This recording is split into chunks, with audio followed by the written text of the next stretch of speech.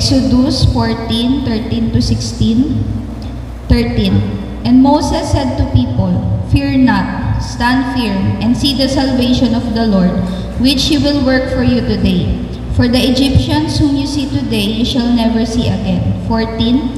The Lord will fight for you, and you have only to be silent. The Lord said to Moses, "Why do you cry to me? Tell the people of Israel to go forward." 16. Lift up your staff and stretch out your hand over the sea and divide it, that the people of Israel may go through the sea on dry ground. Hebrews 11 verse 1 po. Now faith is the assurance of things hoped for, the conviction of things not seen. Praise be to God po. Amen. Tayo po ay manalangin. Salamat o Diyos at binigyan mo muli kami, Panginoon o Lord God, ng isang banal, Panginoon o Diyos, at napagandang araw. Ang araw na ito, Diyos, ay ginawa mo upang about sa amin ay patuloy na magkaroon, Panginoon o Diyos, ng kagalakan na sumamba sa iyo sa Espiritu at katotohanan.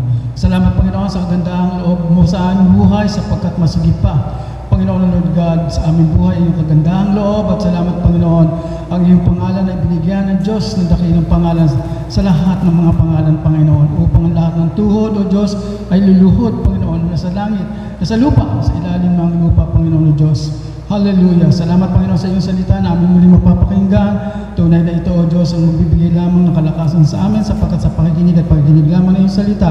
Hallelujah, ang napakahalaga sa aming buhay, Panginoon. Salamat, O Diyos, sa iyong tagapagsalita sa umagang ito. Tunay na ang bawat isa, Panginoon, ang mapagpala, Panginoon o Diyos. At ang karunungan, Panginoon, ay maghari nawa sa Kanya. Samahan mo rin ang aming mga kapatiran na patungo sa iyong panalitahanan upang kami, O Diyos, ay sama-samang magbigay ng kadakilaan, Panginoon. Papulit pa sa salamat sa tanging pangalan ni Jesus na aming Panginoon tagapagligtas. Ito po aking dalahan pasalamat sa pangalan ni Jesus. Amen. Hallelujah. Amen. Mapagpalang araw po sa ating lahat. Panibagong araw upang ating purihan ang ating mabuting Diyos. Amen. Basahin po natin sa Psalms 136 verse 1. Give thanks to the Lord for He is good. His love endures forever. Amen. Tunay ang kaibuti ng ating Panginoon at ang kanyang pagmamahal ay magpakailanman. Hallelujah. Jesus.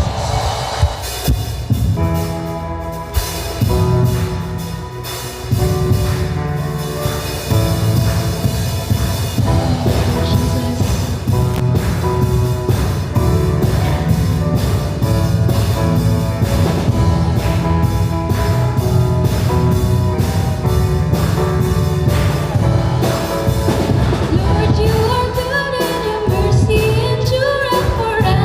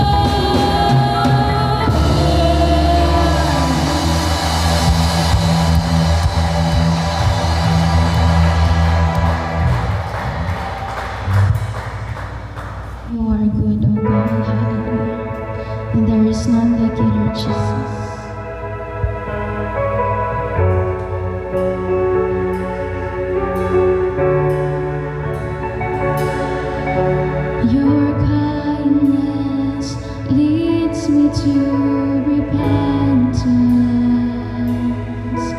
Your goodness draws me to your side. Your mercy calls me to be like you.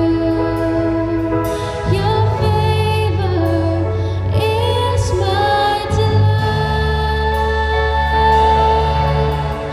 Every day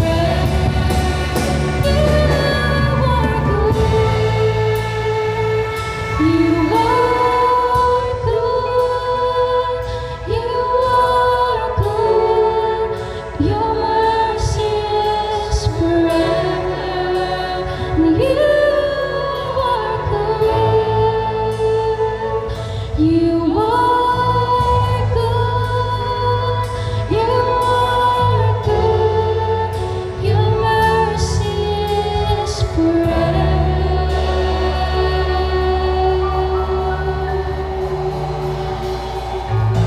Hallelujah, Jesus.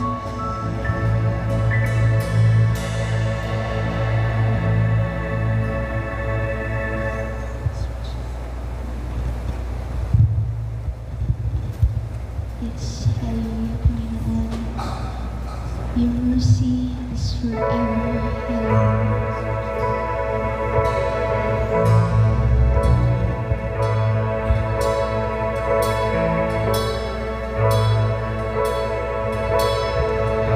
The splendor of the King,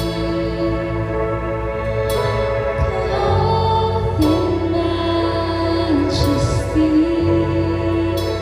let all the earth rejoice.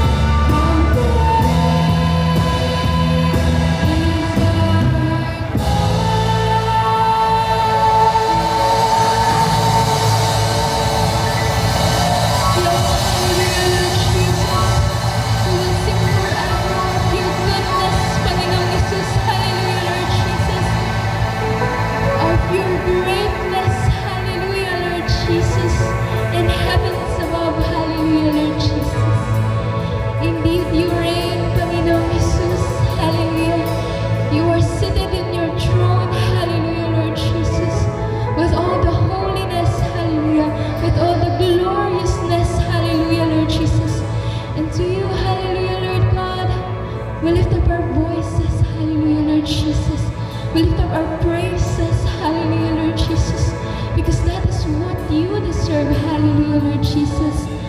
The God of heavens to be praised. Hallelujah, Lord Jesus, in our lives. Hallelujah, Lord Jesus. To be praised forever and ever. Hallelujah, Lord Jesus. And to you we clap our hands, Panginoong Jesus. Hallelujah, Lord Jesus. We sing shouts of your name.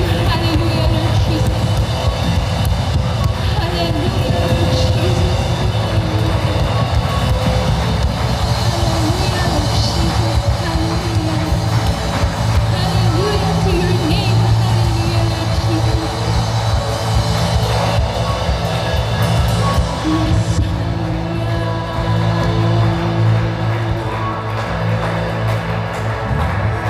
Yes. Worship you, Lord God. It's good to be in your presence, Lord, because your presence, Lord, will bring us into victory.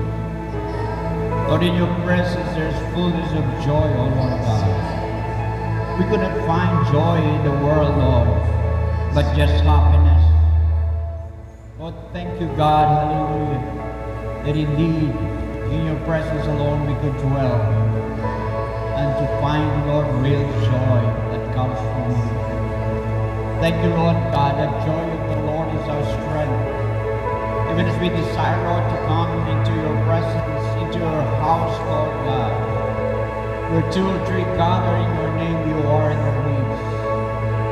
Lord, today we are assured, Lord God, that you are with us. And if you are with us, Lord, who can be against us? No one, Lord God. That's why we bless you. We praise you, Lord God. Let your presence, Lord God, be real in each one of us, Lord, this morning. Lord, our desire is to be in your presence alone. There's no other thing, Lord God, that we desire. Lord God, whom we have in heaven, Lord, but you. Lord, and there's none on earth that we desire but you, Lord. Hallelujah. Oh, we praise you, Lord. We praise you, Jesus. We praise you, Lord. Church, let's seek the face of God this morning, because in the Lord there is joy. In His presence there is fullness of joy. Jesus came to give us an abundant life, and His life is filled with joy. Hallelujah, hallelujah. Seek the face of God, because in His presence alone you could find real freedom. Freedom not only from sin, but freedom from ourselves, freedom from the things of the world. Hallelujah. Lord God, we bless you. In your presence, Lord. In your presence, Lord. Oh, hallelujah. There's no other things, Lord God, we desire more than your presence. Hallelujah. Things of this world, Lord God, are passing away. But we know, Lord God, your word that we heard, Jesus, and we put in our hearts will never change, Lord God. It will bring us to eternity, because your promise is true, Lord God. You came, Lord God, to give us real redemption and salvation, Lord God. You descend every one of us, Lord, into your presence, Lord God. Not only here, but even, Lord, the place you prepared for us, God. Thank you, Lord God, hallelujah, that you prepared a place for us. Hallelujah, and will come again to receive your people who are ready, Lord God. I pray, Jesus, hallelujah, that we seek your kingdom first and righteousness, and your righteousness, Lord, and all the things that we desire, all the things that we praying, Lord God, will come to us, Lord God, because this is your promise, and your promises, Lord God, will not fail your people. Your people put their trust in you, and we know, Lord God, hallelujah, that these things will come in the right time, in the right place, Lord God, that your name will be glorified, your name will be honored, Lord God, in our life, in our family, Lord God. Hallelujah. You alone, God. You alone. Hallelujah. Church, let's shout hallelujah to the Lord. Hallelujah! Hallelujah, Lord! Hallelujah, Lord! Hallelujah! Oh, the highest praise that we can render to the Lord. Hallelujah! Let's shout hallelujah! Hallelujah, Lord! Hallelujah, Lord! Jesus, Jesus, Jesus, Jesus. The name that is above all names, the name of Jesus. Hallelujah, Lord God. Hallelujah. To you all the praise and the glory and the honor, Lord God, today.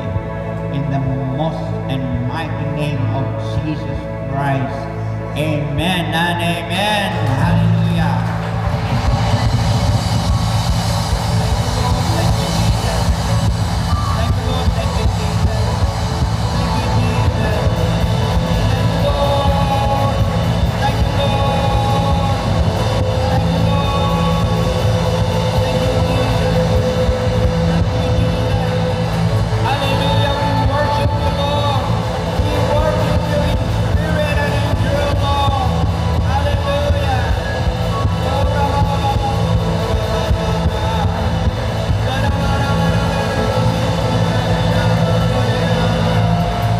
Thank you, Lord. Thank you, Jesus, for your spirit. Thank you, Lord God. Hallelujah, for your presence. Hallelujah. How grateful we are, Lord. How grateful we are, Lord. Amen and amen and amen. Amen. Hallelujah. Amen. Tunay kay sarap sa presensya ng ating Panginoon. Amen. Hallelujah to our great, great God. Amen. Ngayon naman po, tayo magbatian with the love of the Lord.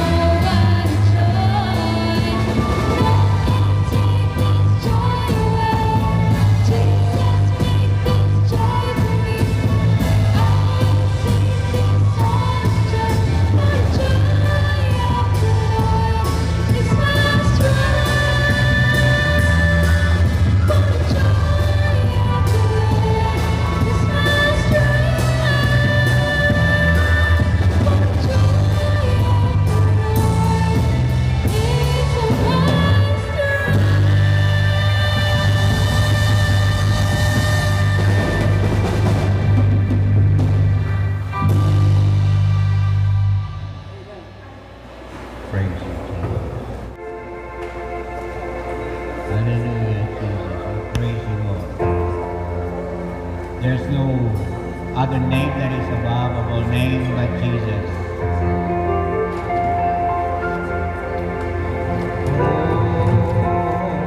His name is exalted. His glory above heaven and earth. Holy is the Lord God Almighty, who was and who is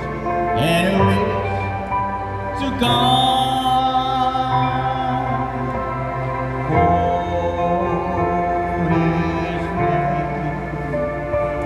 Exalted, His glory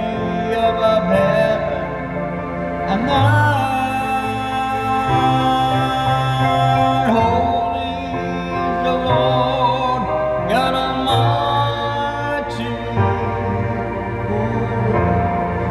and who reigns forevermore.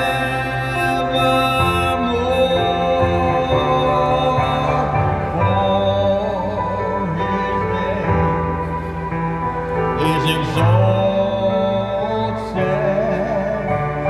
His glory above heaven and earth. Holy is the Lord God Almighty, who was and who is to come.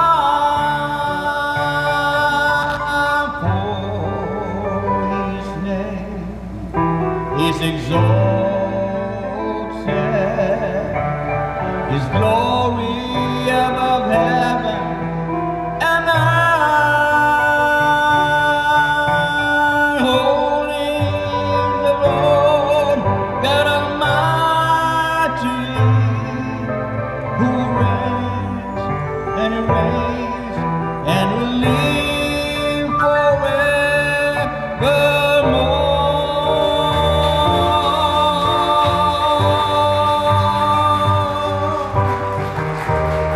Jesus, you alone, our God, hallelujah. Thank you, Jesus, Lord God, for your life. Thank you, Jesus, that you will reign forevermore and ever and ever and ever. Amen and amen. Hallelujah. Praise God. Praise Jesus. Amen. As we consider today, brothers and sisters, the most important thing as well, that faith is what we need, not faith. Hindi po yung tadhana. Hindi po yung sabihin po natin ay ito po ay para sa akin talaga. Kahit anong gawin ko, ito ay tadhana ko. Faith din yun. F-A-T-E. Mayroon na ba? Okay. Ang faith ay panampalataya in the other hand, but the other hand is faith. Tadhana. Baka sakali. No? Ano ba pipiliin natin? Faith o faith? Hebrews 11:29 ang sinasabi po. Sige. It was by faith that the people of Israel went right through the Red Sea as though they were on a dry ground. But when the Egyptians tried to follow, they were all drowned. So ang mga anak ng Diyos, mga Israelita, by the way, it's very timely that we talked about Israel. Kasi sa ngayon po, talaga pong kadami ng mga missiles, bombardment na ginagawa sa Israel. Sila po pa rin ang mga tao ito. Noon pa, in Genesis, hanggang Revelation. We are in the last days and still we would read and in news sa mga balita, sa Facebook tungkol sa Israel. Why? Because they are chosen of God. Hindi po mawawala yun, kapatid. Iyon po ang mapa natin sa ngayon kung ano ba kalapit na ang pagdating ng Panginoon. Knowing what is happening in Israel is knowing our expectation that Jesus is coming soon. Malapit na si Lord. Darating. Amen? Amen? Are you ready to, when Jesus comes? So, they were on dry ground, mga Israelita na ito, bagamat ang Red Sea po ay napakalawak na dagat. Amen? But God made it a way for them in the Red Sea. So, faith is what we need, not faith. By faith, the people passed through the Red Sea as on dry ground. Para bang nakatapak sila sa dry ground na walang anumang mga bagay na maghadlang sa kanila. But when the Egyptians tried to do so, they were thrown. Okay? Sila po ay nalunod lahat. Yung mga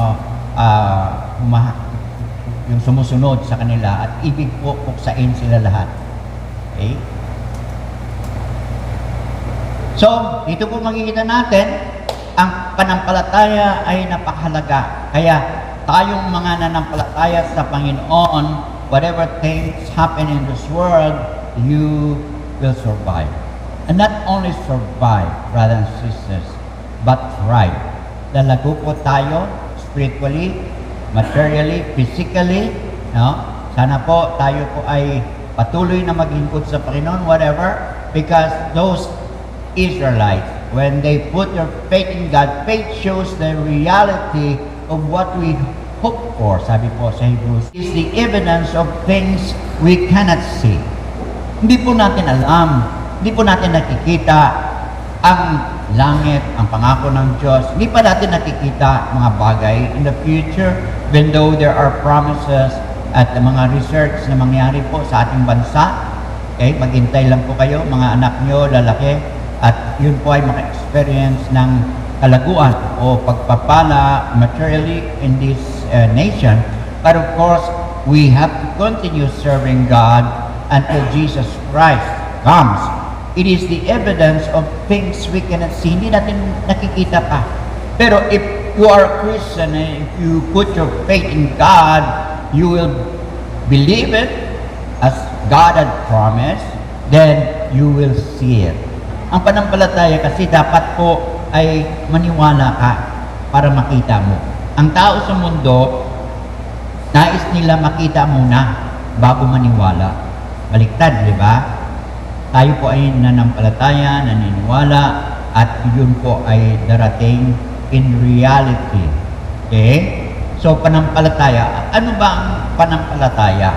Yung lagi po tinatanong natin. Ito po ay pagtitiwala sa Diyos. Putting your trust in God no matter what. Kahit anong kalagayan mo. Lord, I put my trust, I believe with your promises, and then it will come to pass. Okay? So, faith works with the Israelites crossing. Ang panampalataya, sapagkat ang mga Israelita po ay tinawag ng Panginoon, they were chosen nation, at sila po ay naka-cross doon sa Red Sea. Faith works, as faith works with them, faith will work with us as well. They trust in God's promises. Una-una po sila ay nagtiwala sa pangako ng Diyos. Yun po ang panampalataya. Pag mayroong salita ka ng Diyos, magtiwala ka doon, yun po ay panampalataya. Hindi man naramdaman. Sinabi ni Lord, with His stripes we are healed. Example po yun, no? Sa pamagitan ng latay niya ay pinagaling ka. Pag may sakit ka, you just claim the promise of God na pinagaling ka.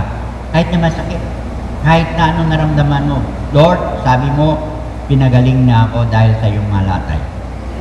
Kaya, ang sacrifice ni Lord doon sa cross po ay is not in vain. Hindi sa walang kabuluhan. Lahat yun ay ginawa ni Lord, para tayo po ay magkaroon ng kagalingan. Spiritually, physically, lahat ng aspekto ng buhay po natin. So, the Israelites had faith in God's promise to deliver them from the Egyptian. Kaya sila po ay nagtagumpay. Nakalampas po sila doon, nakakross sila sa Red Sea. Marami pa sa yung ating mga worker dati ay sabi nila napakalawak yan. Pag nag-work sila sa Saudi, ay malapit po yun, ano? So, dito po makikita natin, dahil sa panampalataya, ang tanong po, mayroon ba tayong panampalataya sa Diyos? Sa salita niya, mayroon ba tayong pananalig? Amen? Kailangan lang ang faith, hindi dahil sa anong galing mo, sa anong magagawa mo, wala tayong magagawa without faith toward God. It is faith. Amen? So, sige, number 2, but Moses told the people, don't be afraid. Just stand still and watch the Lord rescue you today. The Egyptians you see today will never be seen again. Hindi na makikita sila.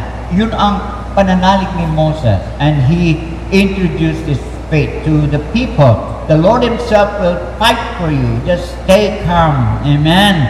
So ano man mga problema natin, alam natin mayroon tayong hindi pa naman tapos ang ating panampalataya. Habang nandito tayo sa mundo ay from time to time may problema.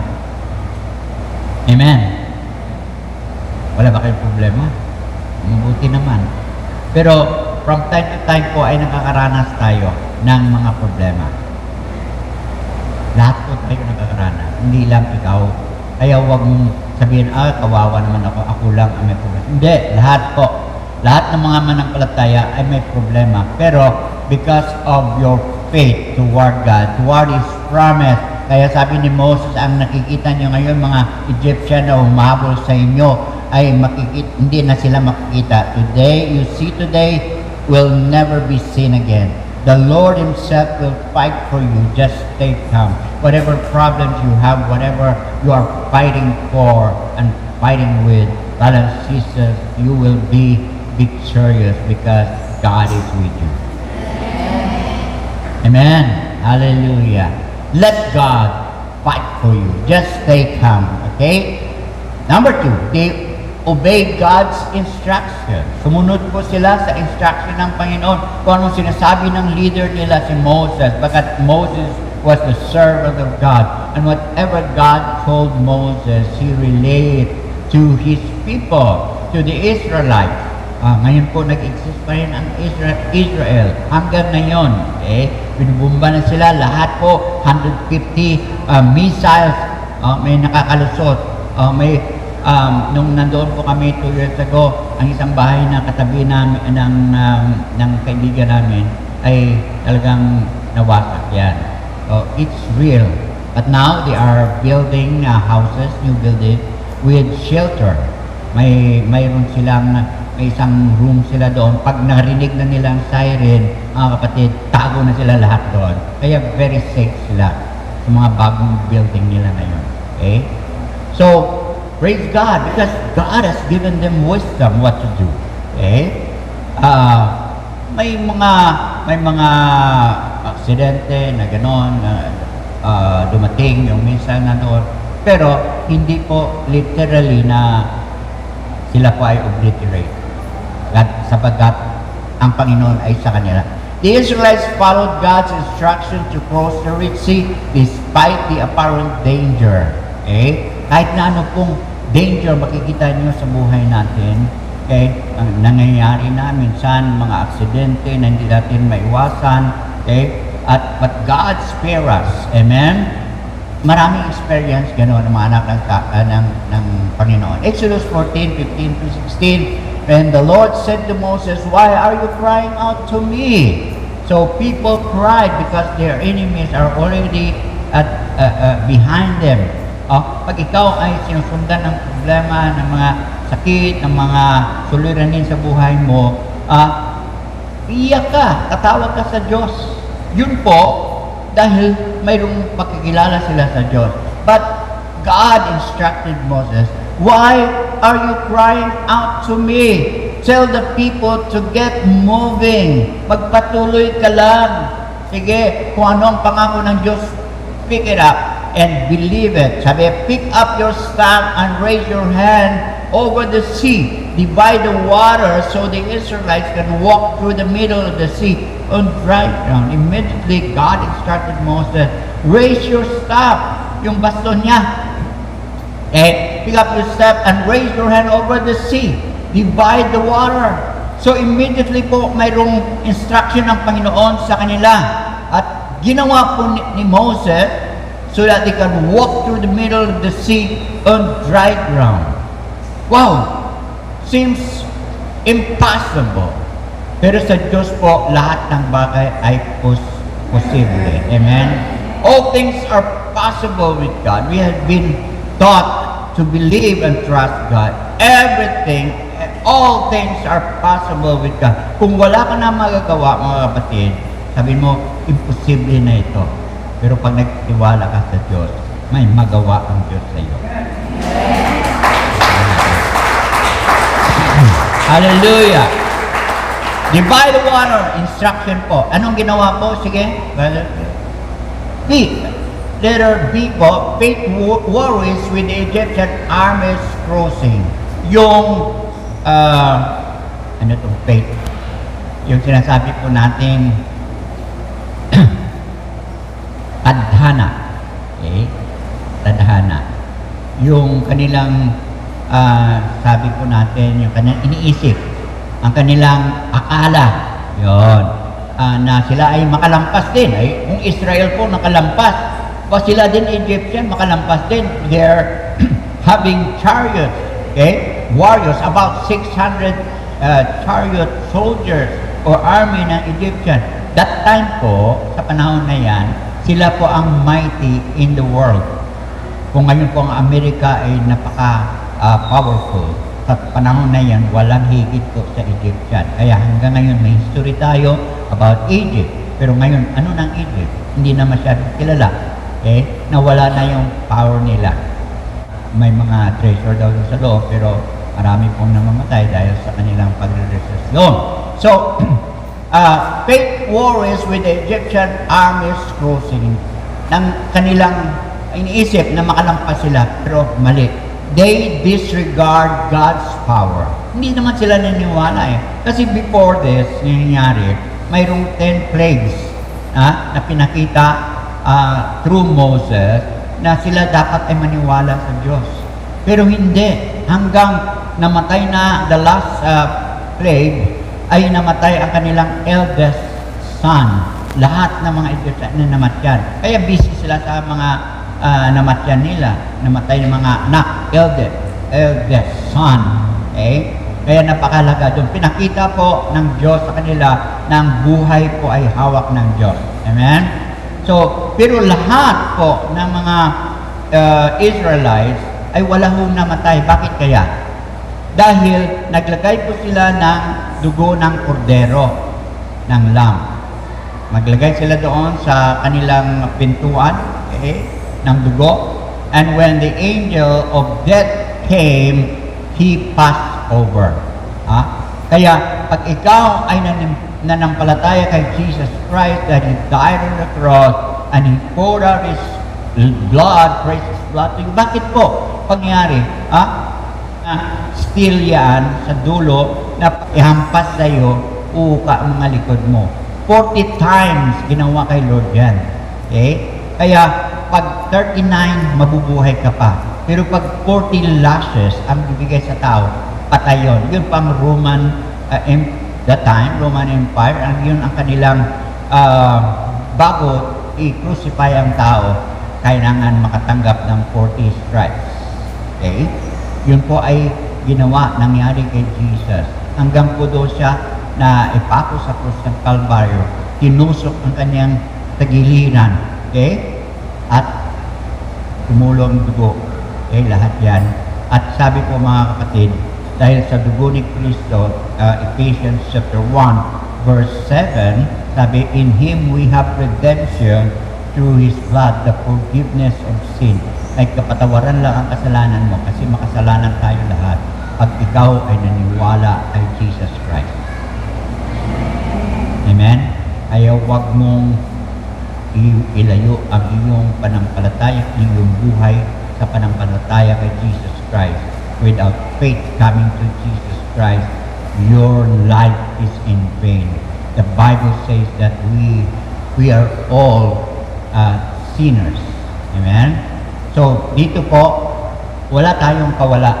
Pag hindi natin tinanggap si Jesus, pag hindi mo tinanggap si Jesus, you will suffer the consequences of that sin.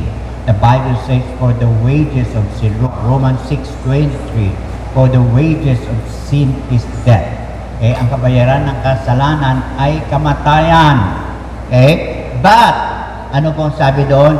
Ngunit, tatapwat ang kaloob ng walang bayan ng Diyos ay buhay na walang hanggan kay Kristo Jesus na Panginoon natin. Si Lord lang ang pwedeng magligtas sa atin. Amen. Kay Lord lang ang kaligtasan. Amen. Sa ay Lord lang tayo manampalataya, manalig, sapagkat sa Kanya po tinubos tayo. Huwag tayo manalig sa reliyon.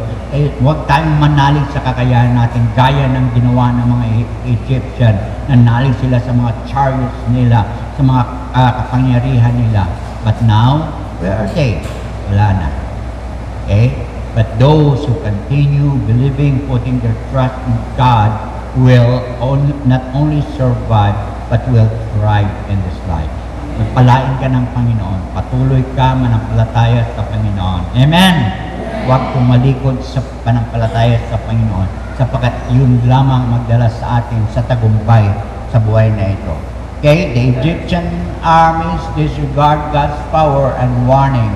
They choose to pursue the Israelites despite the miraculous events they had witnessed sa Exodus 14. Okay? So dapat po, pag mayroong tinuturo ang Panginoon sa atin, we have to be sensitive, brothers and sisters. Okay? Na ito po ay para sa atin.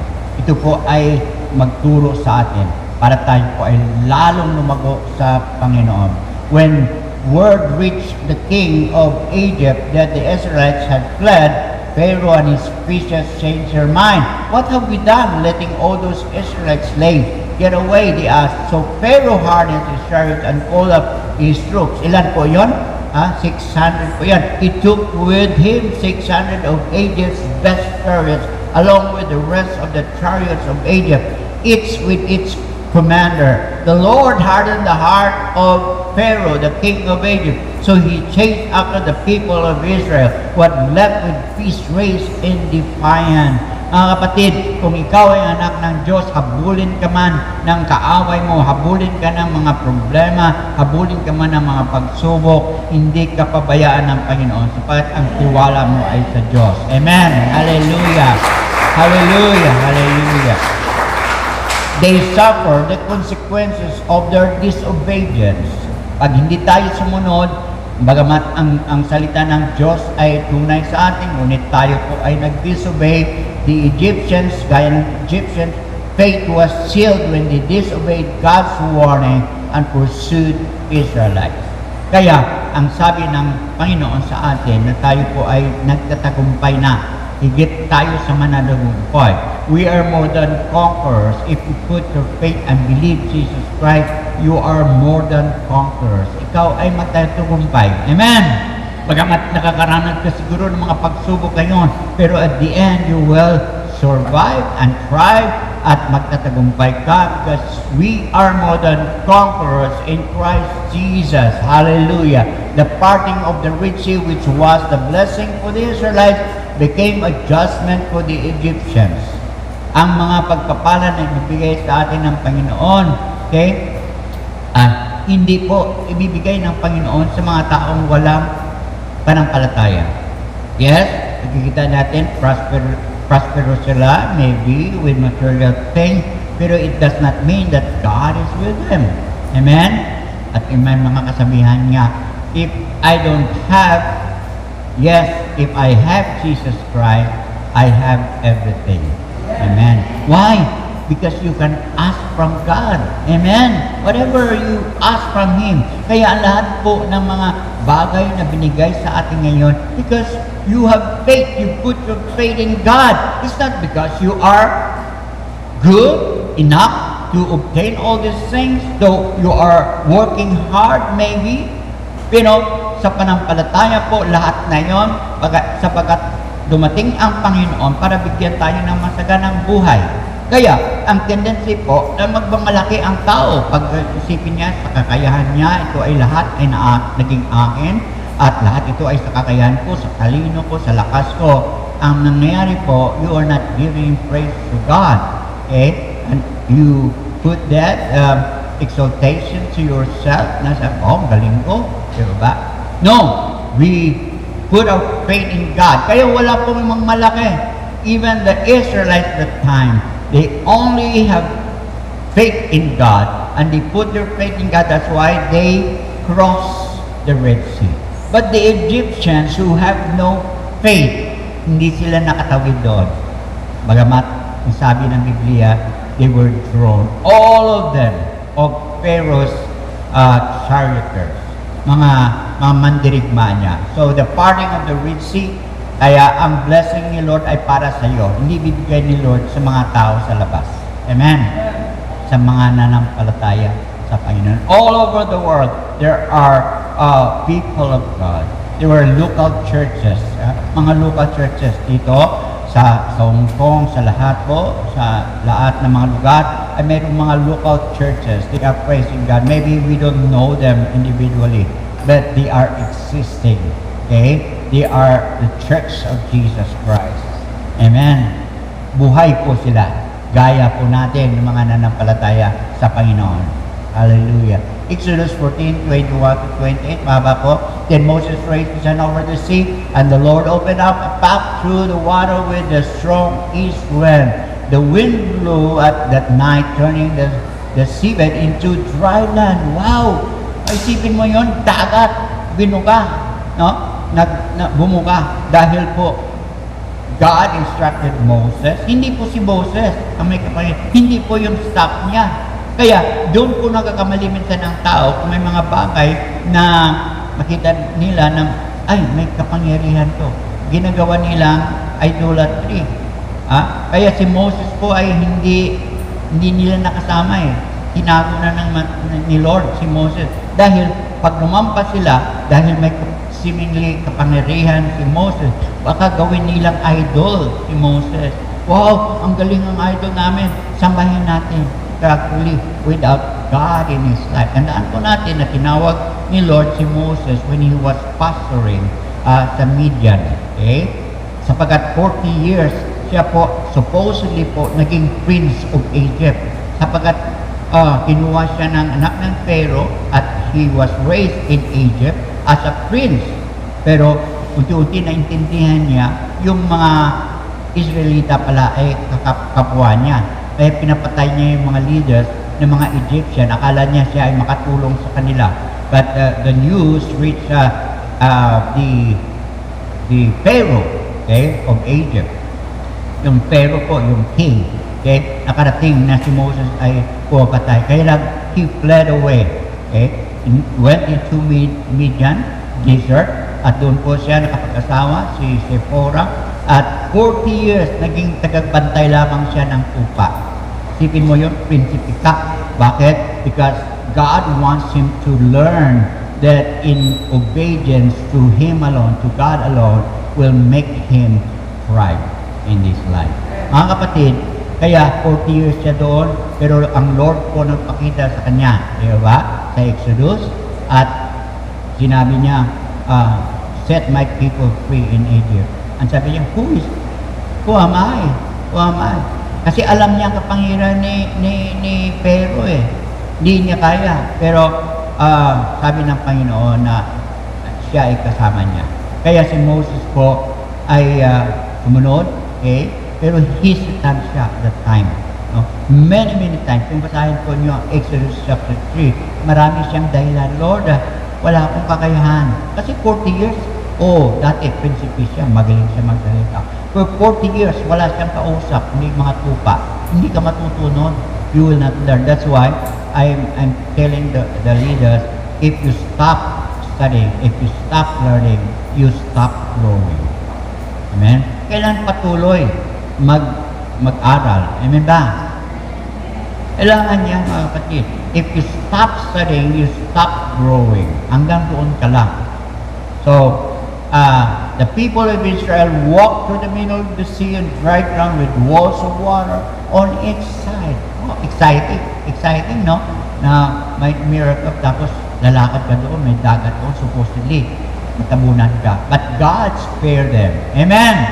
Ang Diyos po ay iingat sa atin. Amen? Whatever circumstances na parang accident ka, many times, personally, I experienced that. Okay?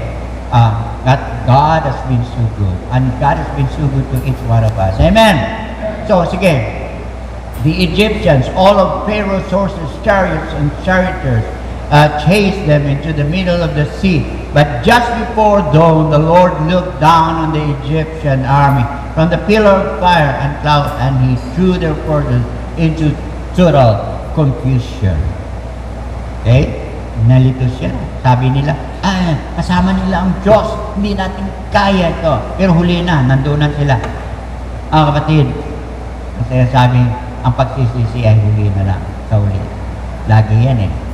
That's why you start with your faith, believing that God is able to do exceedingly, abundantly, above all that we ask or think. So, dalawang pagitan. Faith, pananampalataya. Faith, tadhana. Sabihin mo, tadhana ako, maging ganito ako, maging mayaman ako. Ini, ang faith doon, tadhana, hindi yan sigurado. Hindi po yan sigurado. Pag hindi mo work out. Pero kailangan mayroon kang pananampalataya para ang tadhana, kung sinasabi mo, nibigay sa iyo ng Panginoon. Marami mga tao sa labas, di ba?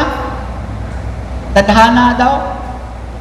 Tadhana sila, nabibigay sila sa tadhana. Kung akin yun, akin talaga yun. Kung hindi, hindi yan. No! You have to work out with your hands. Sapagat may pananampalataya ka. Saan ka side? Kayo? Doon ba kayo? Hindi. Faith or faith? Kaya, versus. Kailangan mayroong pananampalataya. What we need is faith, not faith. Faith, pananampalataya. Amen. Faith often provides a sense of purpose.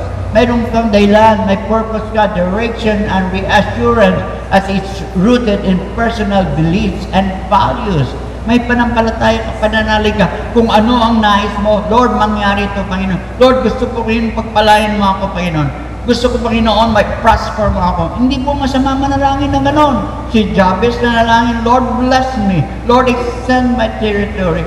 Bless me. And he became more famous than his brethren. Why? Because he put his faith in God. He prayed to God. Are you praying? Did you pray? Na ikaw ay pagpalain ng Panginoon? Maybe you think that, automatically God will bless you. No, you have to ask in faith. Amen. Lord, bless me more. Lord God, bless me more. Amen. Kontento ka ba ng buhay mo na ngayon? I believe kung hindi pa, you put your faith more. Amen.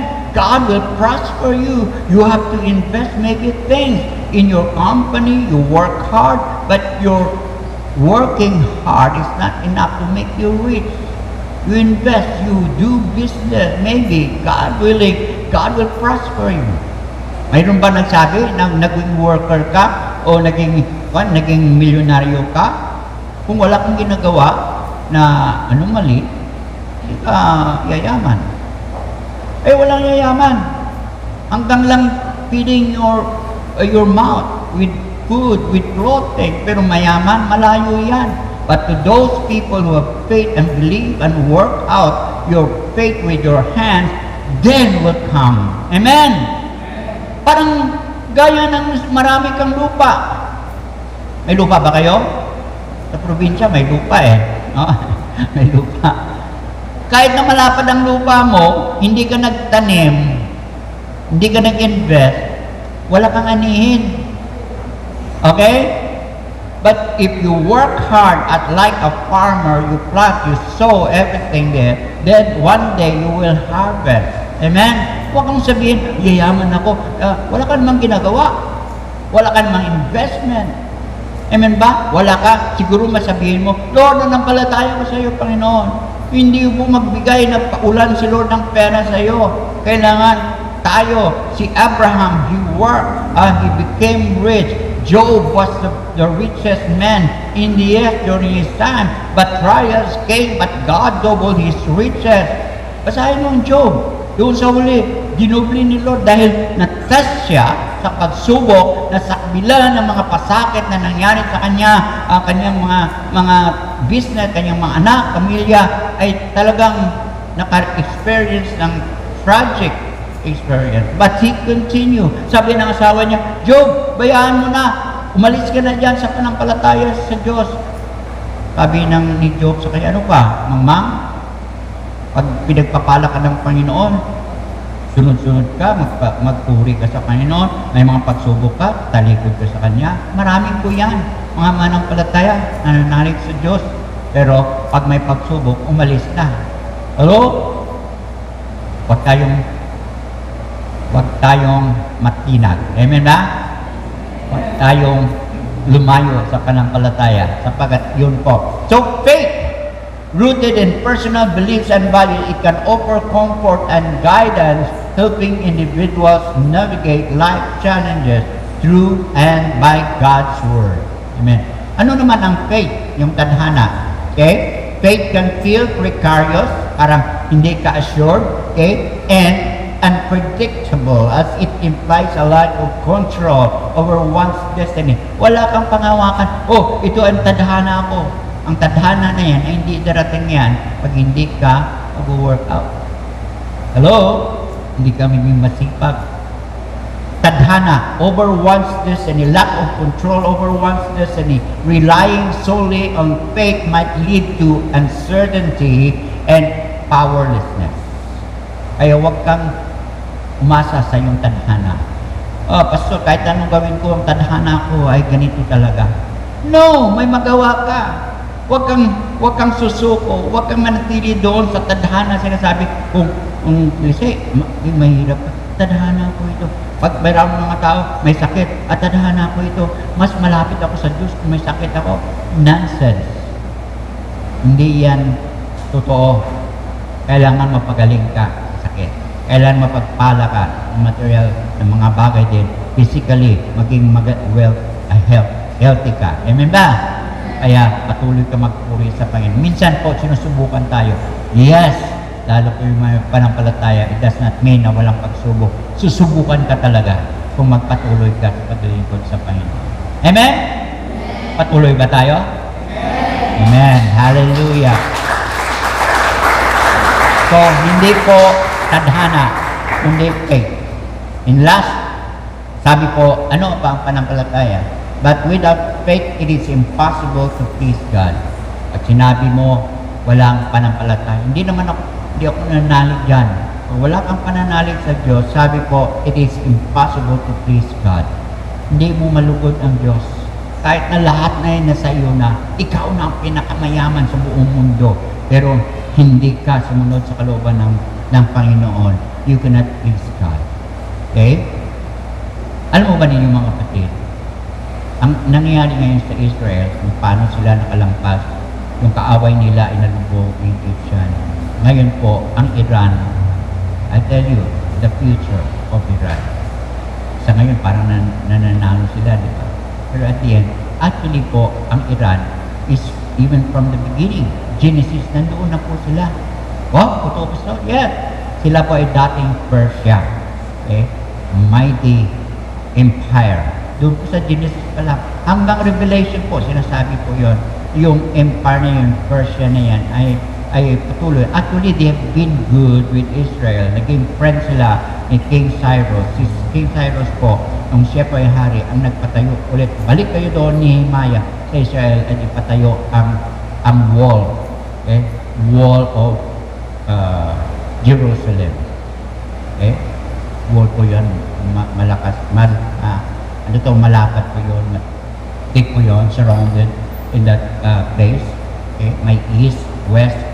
Yun po mga gates. Okay? So, we thank God. I thank God personally that I've been there. Kita ko, nahiko ko yung mga wall na yon. But without faith, it is impossible to please Him. Walang panampalataya, hindi po natin malugod ang Diyos. Amen? For he who comes to God must believe that He is. Na ang Diyos ang mayroong kapangyarihan. And that He is a rewarder. Siya po ang rewarder to those who diligently seek Him. Bless ka ng Panginoon. I believe 100%. More than 100%. 101%. Bless ka ng Panginoon kung magpapatuloy ka, manalig ka sa Panginoon. Not adhana, not faith to tadhana. Hindi faith ka ng palataya sa Panginoon. Because we could not please God without faith. Father, we just thank you once again, Lord, for giving us this word of truth, Lord. Even in the lives of the Israelites, Lord, who still at this time survive with hundreds of missiles because you protected them, Lord. You protect them, Lord. You protect your people, Lord. Those who believe in you even at this time, as we believe you, Lord God, you will protect us from all dangers, Lord, from all the enemy, from all degradation, from all weaknesses, Lord God, from all trials, temptations, Lord God. Oh, I pray, oh Lord Jesus, because your word, God, says that you will be with us even to the end of the world. Thank you, Lord God, for your protection. Thank you, Lord God, for giving us, Lord, this life, an abundant life, Jesus, that we can experience real joy that comes from you. Thank you, Lord God, that we don't depend on tadhana, faith, Panginoon, sa tadhana, kundi faith, Panginoon, sa panampalataya sa iyo, sapagat we can only please you with that faith, Lord. We give you, commit to you, everyone. If you want to receive Jesus into your heart and accept Jesus into your heart today and in your life, just say this small prayer. Sabihin mo, Panginoon, nanampalataya ako sa iyo. Nananalig ako sa iyo, Panginoon. I just commit to you my life. I surrender my life to you. You are the Lord of my life starting today. Lord, I confess, Lord, all my sins. I pray, God, that you will bring, Lord, even write my name in the book of life. Lord, salamat, Panginoon, nanampalataya ako sa iyo, Panginoon. Mula sa araw na ito, manalig ko sa iyo, manampalataya ko sa iyo, Panginoon. Sapagkat ito lamang, Panginoon, ang magbigay sa akin ng assurance na nalulugod ka, Panginoon, sa akin. Salamat po, Panginoon, magtiwala ko sa iyo no matter what, Panginoon. Amen. Pinalangin mo yan, mga kapatid, tinanggap ka ng Panginoon kung sino ka. Mahal ka ng Panginoon, and you want to bless your life. Lord, I pray, God, that you will continue. Ako na lang po manalangin. Iingatan mo ang mga tao na tumanggap sa iyo, Panginoon, even isa o dalawa, Panginoon. Napakahalaga nila, Panginoon, sapagkat namatay ka sa kanila, Panginoon. Salamat po, Panginoon, sa kaligtasan. Ingatan niyo sila, Panginoon, at ang kanilang panampalataya ay lumago lalo po, Panginoon, God. Maglingkod sa inyo at maluwalhati ang pangalan mo sa pamagitan ng kanilang buhay, Lord God. Salamat po, Diyos, sa iyong salita na aking narinig, Panginoon. Bless your people today as well, Lord. In Jesus' name, amen and amen. God bless.